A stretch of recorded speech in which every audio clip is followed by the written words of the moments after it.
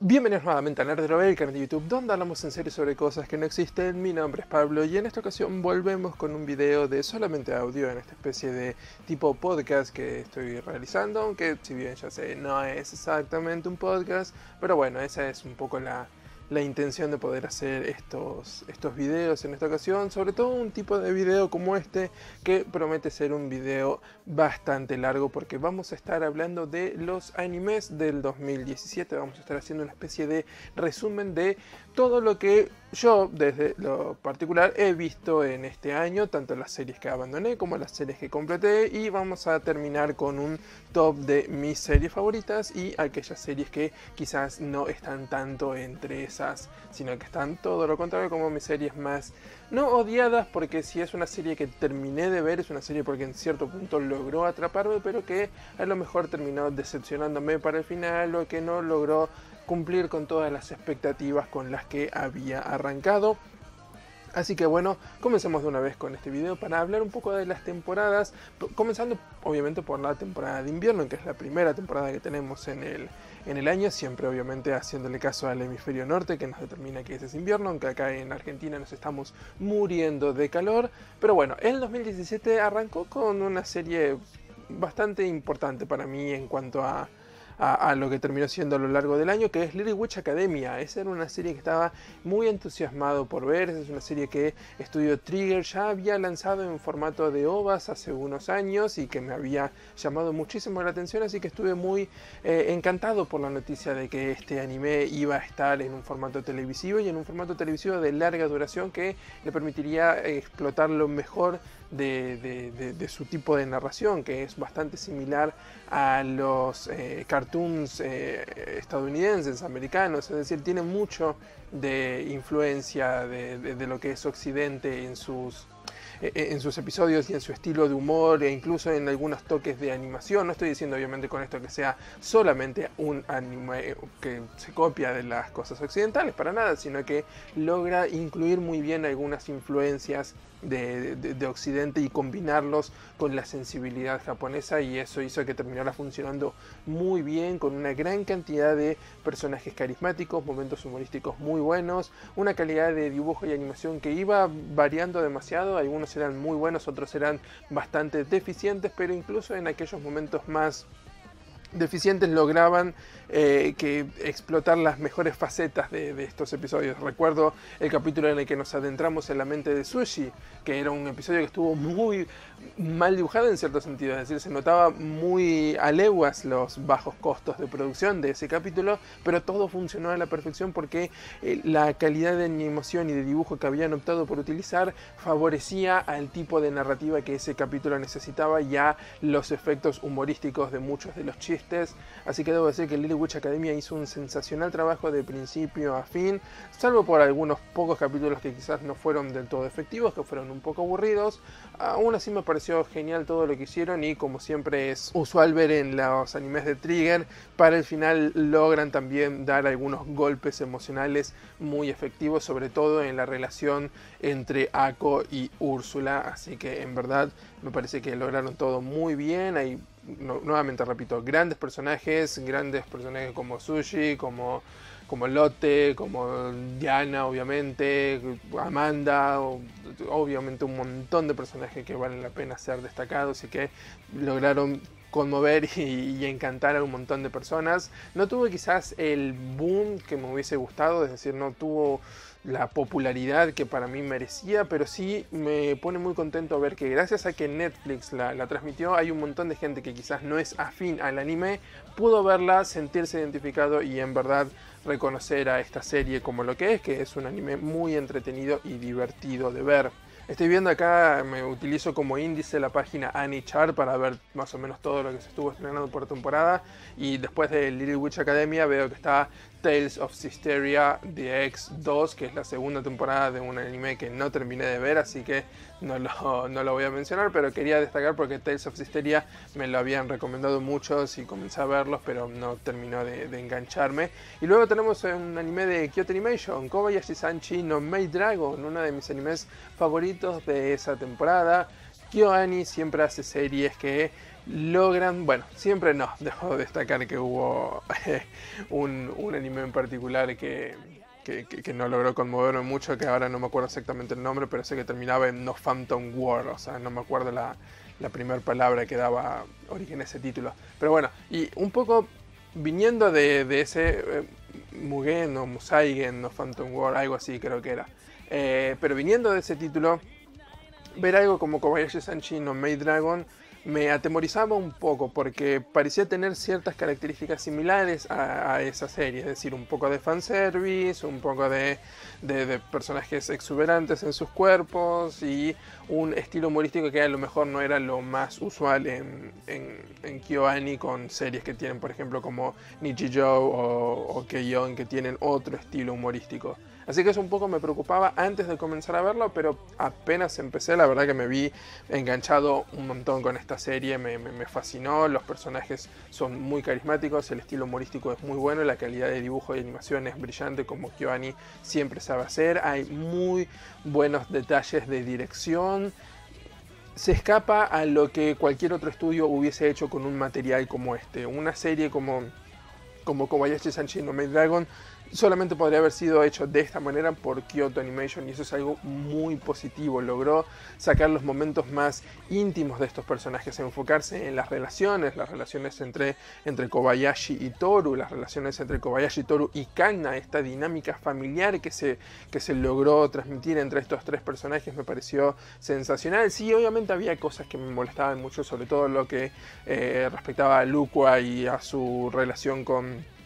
el humano con el que vivía, que me parecían muy chocantes, y un fanservice descarado que no tenía ningún propósito. Y Lukua mismo como personaje es un personaje que no tiene propósito más que ser un disfrute visual para ver. Eso en verdad me molestó, pero cada vez se iba volviendo menos habitual eso, cada vez eso tenía menos importancia en los episodios, y lo que cobraba el centro de atención era la relación entre Kobayashi y Toru, y esta especie de intimidad y de amor que se iba estableciendo entre estos dos personajes de una manera muy creíble y para nada jugada para el fanservice ni nada por el estilo. Eso me pareció muy importante. A lo mejor el final no fue lo más destacable, es decir, como que simplemente terminó, como que tenían que acelerar un poco las cosas y sacarse de encima esta serie. Creo que amerita una segunda temporada porque hay muchos personajes de los que no pudimos ver mucho, hay toda una mitología detrás de que no pudimos explorar, hay todo un mundo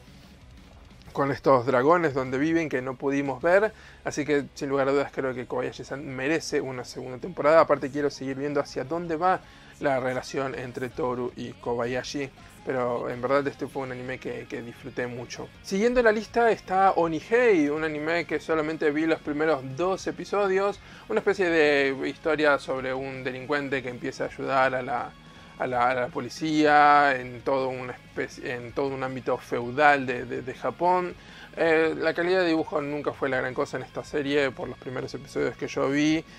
La verdad es que no supo engancharme, ¿no? La verdad es que hubo una dinámica en la historia que intentaba ser adulta, que intentaba ser una narración seria, pero el tipo dramático que se utilizaba lo hacía muy absurdo y exagerado, que para mí en verdad no terminó nunca de engancharme. Después tenemos Yoyo Senki, un anime que no tendría que haber funcionado. Es decir, Yoyo Senki, este anime sobre una niña, sobre un oficinista transportado a otro mundo en la forma de un cuerpo de una niña, que es aparte una especie de bruja por lo que puede realizar, y que pelea contra ejércitos que toman mucha inspiración de la Primera y Segunda Guerra Mundial, no tendría que haber funcionado. Es básicamente todo lo que yo detesto en algunos tipos de animes, y sin embargo cada capítulo lograba atraparme e interesarme aún más. Es muy difícil saber cómo lo hizo, es decir, para mí tiene que ver mucho con Tanya y tiene que ver mucho con el tono y la atmósfera que supieron construir, que era muy maleable, es decir, podía ser seria, pero al mismo tiempo se prestaba un poco para el absurdo. Entonces, cuando iba variando entre esos dos polos, uno se notaba convencido y veía que el tono de la serie era el tono que ellos querían transmitir y era uno que te permitía engancharte y que además resultaba en capítulos muy entretenidos de ver. Es cierto, fue una pena que Tanya no haya tenido un verdadero rival en toda la serie, que no hayamos podido ver una dinámica en la que este personaje se encontrara en peligro en algún momento y siempre se veía muy superado, nunca se veía superada por las situaciones en las que se veía, y es un poco como que mataban la atención, pero aún así lograron hacer episodios entretenidos, muy atractivos visualmente, sobre todo viniendo de un estudio como Estudio Nut, que no es un estudio que haya sido destacado en este aspecto en el pasado, así que debo decir que Yojo Senki me sorprendió mucho y de hecho llegando al final quería ver una segunda temporada de esta serie y ahora, si no me equivoco, creo que fue anunciada una película, así que estoy muy entusiasmado por ver hacia dónde van a ir con este personaje y con este relato, sobre todo porque cuando llegamos al final algunas de las cosas que yo venía pidiendo como que fueron contestadas y fueron cumplidas, así que vamos a ver si eso en el futuro empieza a ser de mayor influencia en la película o en una segunda temporada, si en algún momento llega a tener o se quedan solo con la película. Y otra serie que me sorprendió, esa temporada de invierno fue como una temporada de muchas sorpresas, porque Kusu no Honkai, vaya, no me esperaba eso de esta serie. Estaba entre mis más anticipadas, pero una historia de amor escolar en la que los personajes protagónicos se ponen de novio simplemente para tratar de sabotear la relación que ven entre sus profesores, porque quieren conquistarlos a ellos mismos, es decir, porque están enamorados de estos profesores. No tendría que haber funcionado tampoco, es decir, es algo tan melodramático, tan absurdo, tan exagerado, tan drama barato que contado de otra manera hubiese sido absolutamente ridículo, pero Kuso no Honkai logró encontrar un muy buen relato, hacer de estos personajes despreciables en cierto punto, personajes que uno quiera alentar, personajes que uno está enganchado y se ve atrapado por el tipo de historias que están contando. Es decir, el drama en Kuso no Honkai está muy bien manejado, el drama de relaciones es muy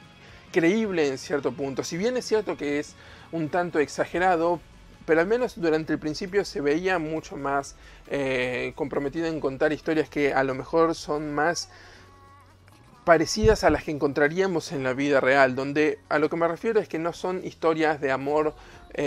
bañadas en rosas como suelen ser en las historias de amor de los animes, sino que acá vemos algo mucho más crudo, mucho más humano, empujado por emociones que no siempre son las más positivas, y eso termina dando muy buenos frutos en esta serie. Además, el erotismo y la sexualidad está muy bien implementado, no está implementado como un fanservice como lo hacen otras series, sino que tiene un propósito narrativo, tiene un contexto y un mensaje que en verdad hace que se sienta completamente justificado y ayuda a evolucionar a los personajes. Es decir, hay un muy buen manejo de todos estos elementos que podrían haber salido muy mal tranquilamente, pero Kuso no Honkai logró encontrar una armonía entre ellos y además tiene uno de los openings y endings más hermosos, sobre todo el ending que me parece sensacional. Pero continuando en la lista, lo que estoy viendo acá que no es tan sensacional, sino que fue uno de los peores primeros episodios que he visto en toda mi vida, es el de Handshakers. Ah, por Dios, Handshakers es abismal. No puedo creer que algo como esto haya sido animado. No puedo creer que algo como esto exista en este mundo. Solamente vi el primer capítulo y fue tan asqueroso lo que vi animado. Fue tan pésimo, tan... incluso desde la historia, tan barato que no pude tolerar más. Usualmente yo doy 3 episodios a todas las series, les doy una chance, pero con Handshakers no pude hacerlo. Por mórbida curiosidad quiero continuar viéndola, pero es tan horrible, tan feo lo que se ve, es sencillamente así, es feo, y la historia tampoco ayuda para nada, que no puedo conseguir la fuerza de voluntad como para darle un vistazo, y creo que fue anunciada o tuvo ya una segunda temporada, no recuerdo si eso es así. No puedo creer como algo como esto es permitido que exista en este mundo. La verdad es que no existe Dios. Si Handshakers está, no existe Dios. Y continuamos ahora con un anime un poco más entretenido en cierto punto, que es Aka. Tiene un título más largo, pero no lo pienso decir. Este anime que trata un poco sobre la vida política de esta nación ficticia que se divide en 13 distritos, y donde nuestro protagonista tiene que ir viajando entre ellos y más o menos controlar los asuntos internos de cada lugar, que todo funcione bien. Era un anime que me había interesado mucho desde su premisa, porque siempre las cuestiones políticas me parecen interesantes. Además, el equipo que estaba detrás es un staff que me pareció muy bueno, es decir, creo que es básicamente el mismo staff de One Punch Man, así que ver ese equipo al servicio de una historia más enfocada justamente en los personajes y en la narrativa misma, me parecía bueno, porque si bien aprecio mucho One Punch Man, admitamos que es algo más de humor y de acción. Aka logró mantener muy bien la intriga y el misterio durante sus 12 episodios. A lo mejor la conclusión fue un poco satisfactoria para mi gusto, es decir, todo este complot y esta onda de golpe de estado que se va gestando a lo largo de toda la serie no concluye de la manera más satisfactoria que se me podría haber ocurrido. Pero bueno, eso no quita que durante la mayor parte de los episodios lograron construir muy bien el misterio y lograron construir una tensión con muy pocos detalles. Con muy pocas cosas lograron hacer un gran relato. Así que en verdad creo que Aka merece ser destacado. Obviamente merece ser destacado Gintama, que continúa. Es decir, yo Gintama no la veo seguida, sino que voy viendo episodios cuando me siento con ganas, porque me parece muy divertido y entretenido de ver. Gintama nuevamente continúa. Es como siempre algo que vale la pena tener siempre en algún momento en la pantalla, porque se pueden disfrutar muy bien los episodios. Gabriel Dropout es otra serie que me dijeron muchos que vea. Vi el estreno del primer capítulo, vi los subsiguientes 2 episodios como siempre trato de hacer, y en verdad no me interesó. Es una comedia que involucra ángeles y demonios en uniformes escolares, es decir, que vienen acá a nuestro mundo, y tiene ciertos guiños a la cultura gamer y todo eso. En verdad no logró atraparme a mí. Una serie que logró atraparme, y lamento no poder todavía haber tenido el tiempo para ver completa, es Demi-chan wa Kataritai, porque esta serie, esta especie de slice of life donde los monstruos mitológicos cobran el cuerpo de estas niñas cute en una secundaria y llevan su vida mientras el profesor investiga sobre ellas. Me pareció muy bueno en sus primeros capítulos, es decir, vi los primeros 3 capítulos y me pareció muy bien construida la dinámica entre estos personajes, cómo se humanizaban a estas criaturas mitológicas, cómo veíamos las problemáticas de cada uno de ellos, cómo hay un mensaje sobre la discriminación y sobre incluir a todas las personas a pesar de sus diferentes problemáticas físicas que puedan llegar a tener. Todo eso me pareció sensacional, y tengo que encontrar tiempo para continuar viéndola, porque me pareció una muy buena serie que no pude terminar, lamentablemente. Tendría que a lo mejor haber quitado tiempo de otras series como Ao no Exorcist en esta segunda temporada, que honestamente fue pésima. Esta segunda temporada de Ao no Exorcist, en la que siguen el arco de Kyoto, me quitó todo el entusiasmo por ver algo relacionado a Ao no Exorcist que tenía en un principio, porque está bien, el material sobre este manga, sobre este arco, no era tampoco el mejor en el manga, es decir, no fue brillante, pero fue muy bueno en ciertos sentidos, y el anime no supo adaptar eso para nada, acompañado además de una pésima calidad de dibujo y animación durante la mayor parte de los episodios, muy aburrido, personajes poco interesantes, un borrón y cuenta nueva que se hizo del final de la primera temporada, porque se había alejado completamente de la obra original, que en verdad no ayudó, que hizo todas las cosas un poco más confusas. Para mí lo que necesitaba Ao no Exorcist era un nuevo comienzo, necesitaba volver a arrancar, por más que eso condujera a primeros episodios exactamente iguales a lo que ya habíamos visto. Por lo menos necesitaba todo eso para volver a establecer un ritmo, para volver a conseguir la energía y el entusiasmo que había logrado esa primera temporada y luego rematarlo con este arco en Kioto, pero no fue hecho eso para nada y la verdad es que se nota en una temporada muy pálida que en verdad ya para el final no tenía ganas de seguir viéndola. En cambio, una segunda temporada que fue brillante en todos los sentidos es Showa Genroku Rakugo Shinju, esta segunda temporada en la que continúan el relato sobre estos personajes, sobre Yotaro, que ahora pasa a establecerse como un verdadero artista de Rakugo, que es estos performer actors, estos monologuistas, podríamos decir en cierto sentido, que se sientan en el escenario y cuentan una historia personificando a cada uno de los personajes que aparecen en el relato, haciendo todo esta gala de sus dotes actorales que en verdad supo envolverse en una serie brillante. Es decir, esta práctica, esta disciplina se vio envuelta de un relato inigualable en Showa Genroku Rakugo Shinju segunda temporada. También lo había hecho en su primera temporada, pero esta segunda logra ahondar en las relaciones entre ciertos personajes y traer todo ese relato, todos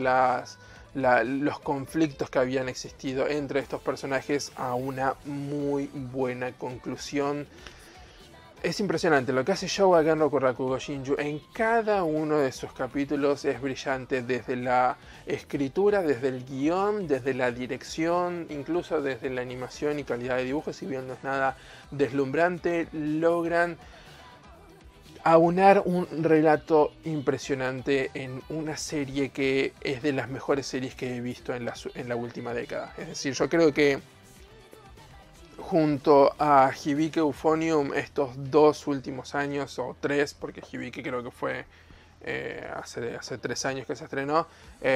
han sido el punto más alto para mí en el anime en los últimos años, y creo que de la última década es de lo más recordado en mi opinión, porque me parece que han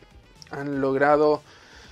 combinar la animación con los personajes, con la narración, con la dirección y llevarlo todo a su máxima expresión. Y Showa Genroku Rakugo Shinju es una serie que hace eso, te va metiendo a lo largo de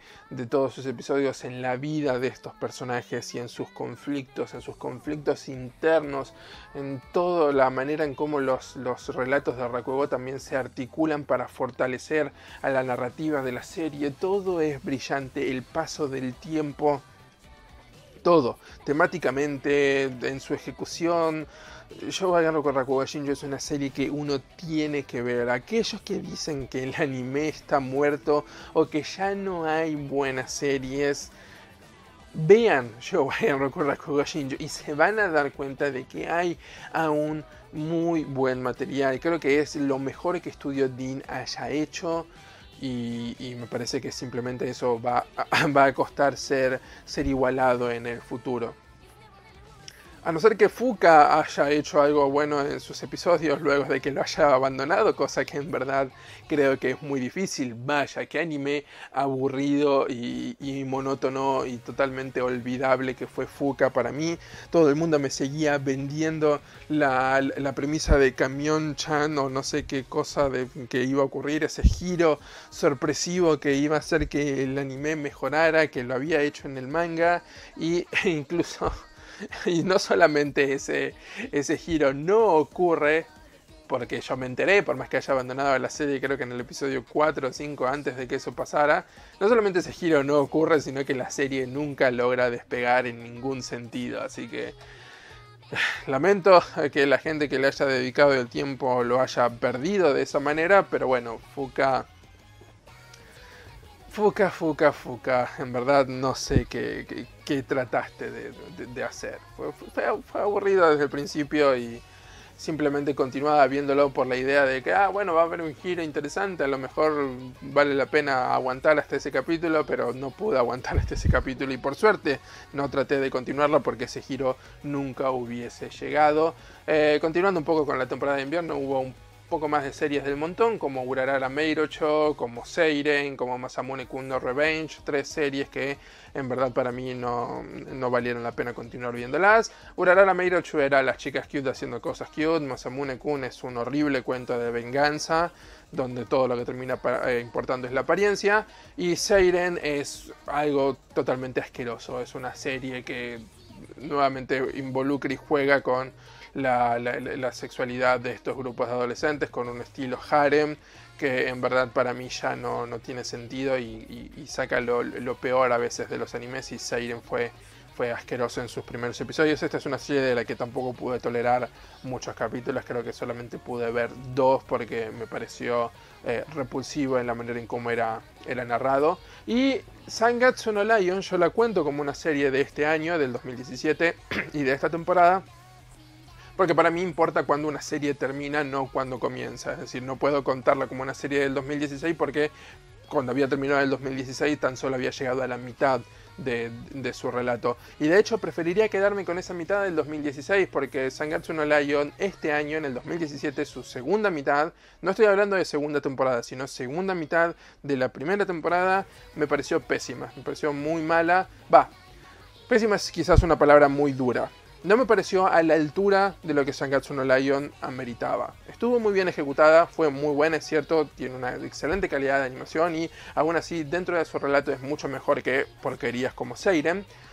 Pero no me pareció que estaba a la altura de cómo había arrancado. Es decir, Zangatsu no Lion arranca como esta historia sobre Rei y su depresión y cómo se involucra todo esto en su nueva especie de familia que en cierto punto adopta él, porque es una familia, un grupo de chicas en las que él se ve interesado en formar parte, más allá de que encuentra un conflicto interno, y cómo esto se lleva a cabo también con la dinámica con su familia verdadera, que también es una familia adoptiva, pero es una familia que lo adopta a él luego de que sus padres murieran. Es decir, hay toda una dinámica muy interesante que debería estar enfocada en las figuras de Rei y sus conflictos, tanto internos con su depresión, como en estos conflictos externos con sus dos familias y las cosas que pueden nacer desde ahí. Todo eso está muy bien planteado en una primera parte de esa primera temporada, pero en la segunda empezamos a ver una mayor importancia del yogi como disciplina y termina convirtiéndose en una especie de historia sobre el yogi y no sobre Rei, y además con intentos e inyecciones humorísticas que no funcionan para la atmósfera de esta serie. Así que más allá de que todo tiene todos los toques de una serie Shaft, no logra estar a la altura de lo que la primera parte había propuesto. No vi la segunda temporada, no sé cómo continúa la serie, espero que vuelvan a esos orígenes, pero la verdad es que el final de esa primera temporada me quitó todo el entusiasmo e hizo que para mí no tuviera ganas de ver una continuación sobre esta historia, porque ya habíamos perdido por completo el eje más interesante de este anime y los episodios empezaban a ser un poco tediosos y repetitivos y muy obvios, así que en verdad no lograban interesarme del todo. Pero bueno, este es una especie de resumen medianamente rápido, y rápido me refiero a casi media hora, de lo que fue la temporada de invierno. Estén atentos a la segunda parte de este video, donde vamos a estar hablando un poco de la temporada siguiente, de la temporada de primavera, para continuar así con las 4 estaciones y luego hacer un resumen de mis animes favoritos de este año, aunque si prestaron atención a lo que estaba diciendo ya pueden saber cuáles son algunos de ellos. Pero bueno, como siempre les digo, eso no es nada más que mi opinión. Ustedes que me dicen cuáles fueron sus animes favoritos de la temporada de invierno del 2017. Cualquiera sea su comentario, déjenlo en la sección de abajo. Desde Nerdero los saludamos y como siempre, que tengan buena semana.